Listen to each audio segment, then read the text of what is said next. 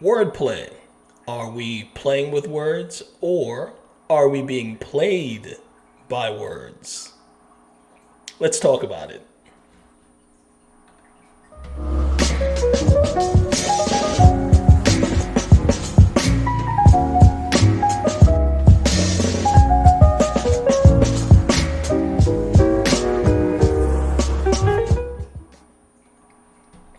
Hello, ladies and gentlemen. This is Keith, and okay, let me try that again. Hello, ladies and gentlemen. This is Keith, and welcome to the Ghetto Sapien channel. Today's installment of the morning brief is going to be about wordplay and how important words are. So let's get started. Guess we're going to try and make it brief. I'm going to try and see if we can do this under 5 minutes. So here we go. Words, like I said, very important. And I think what's going on currently is we're trying to, well, there are people out there who are trying to make it difficult to communicate, even within the same language. But right now, you could have someone from Italy, someone from France, and they'll be able to communicate more effectively than Americans can in English. For example, the concept of woman, female, there are different words for it in Italian and French, but they both do. I'm pretty sure they both understand what the concept of a woman is and a female is. That's not in dispute. Here in America, yeah, we speak the same language, but we don't use the same meaning. So, the word woman can mean something completely different to two different people. And to be honest, I don't think it. I think both. I don't think there's any doubt what a woman really is or other certain terms. It's just that you have one half of the country who's afraid to admit they know what a woman is, and the other half who's insisting it's the same thing that it's always been. So I think there's a lot of BS going on about acting like we don't understand what certain terms are, but it's still having the same effect where you're not sure if this person really believes what the hell is coming out of their mouth, or they're just saying it just to conform. Because there's been a lot of conformity, aka mask wearing. That's one example that's been going in this country to a frightening degree. And that's the only way this whole wordplay crap is working. It's from conformity. Words, again, very important. I think they're so important. That's why the beginning of the Bible starts off with God creating all of reality out of words, the spoken words. He speaks things into reality.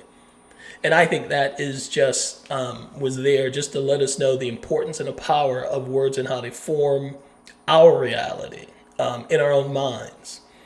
I'll give you, like, and I play around with words. I do. I made up words like leftical, which I'll explain later one day.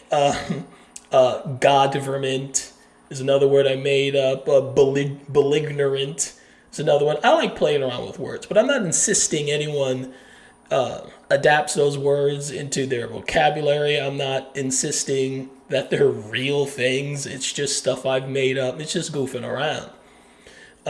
But like, for example, the word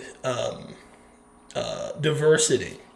That's one that's been changed. We used to think diversity meant diversity in everything.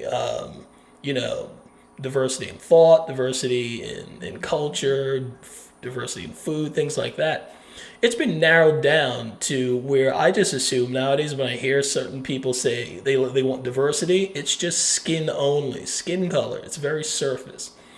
It's diversity of surface characteristics, again, culture, ethnicity, but it's definitely a homogeneous worldview is what they're looking for. They don't want you to have a different view because that's not the diversity they're looking for. Another term, equity. That's being slowly used to replace equality. And they're two completely different things. Equity to me means ownership. Equity in your house, equity in the stock market. It has nothing to do with equality at all. It's just fooling people into thinking that because the whole equity thing is supplanting equity with equality is just a way so you can try and get equal outcomes, which is a horrible and dangerous concept and goal to try and achieve. You can't, there's too much real diversity in human achievement and human talent to ever come up with equal outcomes.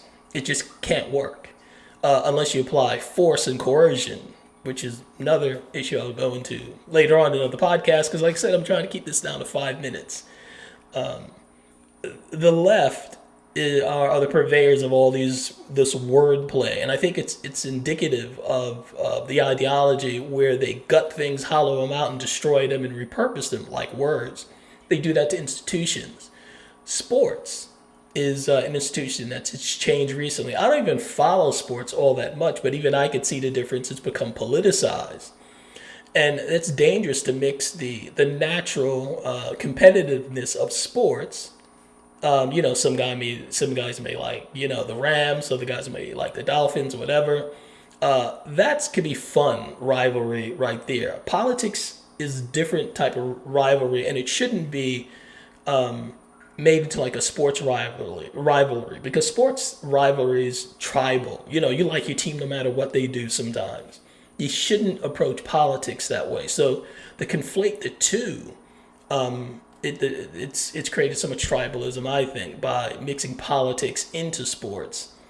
But that's what the left has done, and I think it comes from these are the kids that hate sports. They probably were the first, last one picked in dodgeball, and the first one's out. Get the hit in the head enough, and they hate sports, so their goal is to destroy it. Boy Scouts, the same thing. That was also another institution for young guys, young men, who maybe not had fathers or something like that, or just very adventurous.